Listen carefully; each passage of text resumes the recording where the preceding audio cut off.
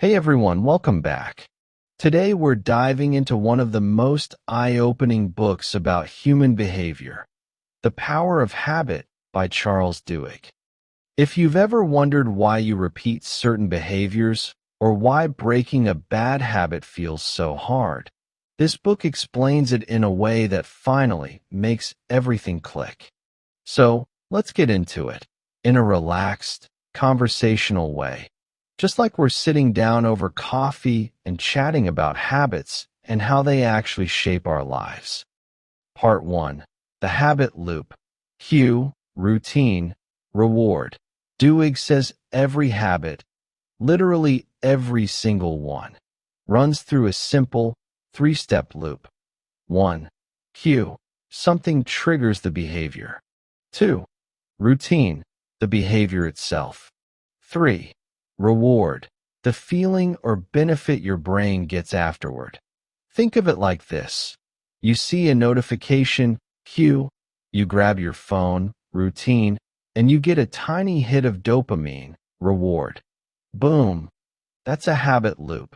What's wild is that most of the time, we don't even realize this loop is happening. Our brain basically runs it on autopilot, so it can save energy. Part 2. Why bad habits are hard to break. Here's the interesting part. Your brain becomes craving-driven. It starts craving the reward before you even do the routine. So if you always eat a snack at 4 p.m., your brain begins expecting, craving, that reward every day at the same time. This is why replacing a habit works better than trying to kill it completely. Your brain wants the reward, not the routine. Part 3. How to change a habit. Duhigg breaks it down beautifully. 1.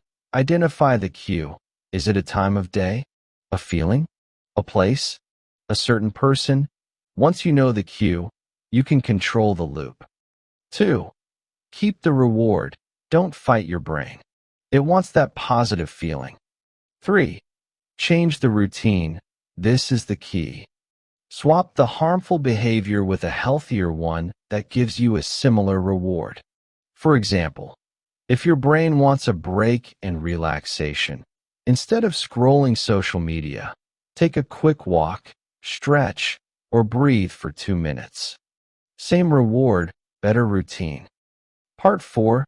Keystone Habits. This is one of the coolest ideas in the book. Some habits create a chain reaction. Duhigg calls them keystone habits. These habits don't just change one part of your life. They influence many parts at the same time. Examples include exercise, waking up early, planning your day, writing down your expenses, making your bed. When someone starts exercising regularly, they often start eating better, sleeping better, feeling more confident, and becoming more productive, even though they never set specific goals for those things. One habit transforms many. Part 5. The Power of Belief. Duhigg says real, lasting habit change usually needs belief, and often, community. This is why support groups work. They help you believe you can change. It's not magic, it's psychology. If you believe change is possible, your brain is much more willing to rewire itself. Part 6. Organizational and Social Habits. The book also dives into how companies and societies work based on habits, not just people. For example, Starbucks trains employees with habit loops so they stay calm with angry customers.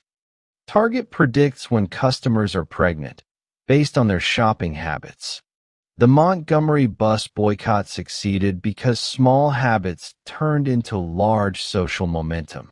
The lesson: habits don't just control individuals. They run organizations and even entire cultures. Part 7. The Golden Rule of Habit Change. Here's Duhigg's Golden Rule. The big takeaway: you can't erase a bad habit, but you can replace it. You keep the cue. You keep the reward. You change the routine. It sounds simple, but it's incredibly powerful once you understand it. Final thoughts. Habits aren't destiny. They're patterns, and patterns can be redesigned. If you want to improve your life, start small. Pick one habit. Identify the cue. Find the reward. Swap the routine. Change that one thing consistently, and you'll be amazed by the ripple effect. Thanks for listening. If you enjoyed this episode and want more book summaries, motivational content, or self-growth insights, make sure to follow the channel so you don't miss the next episode. See you soon.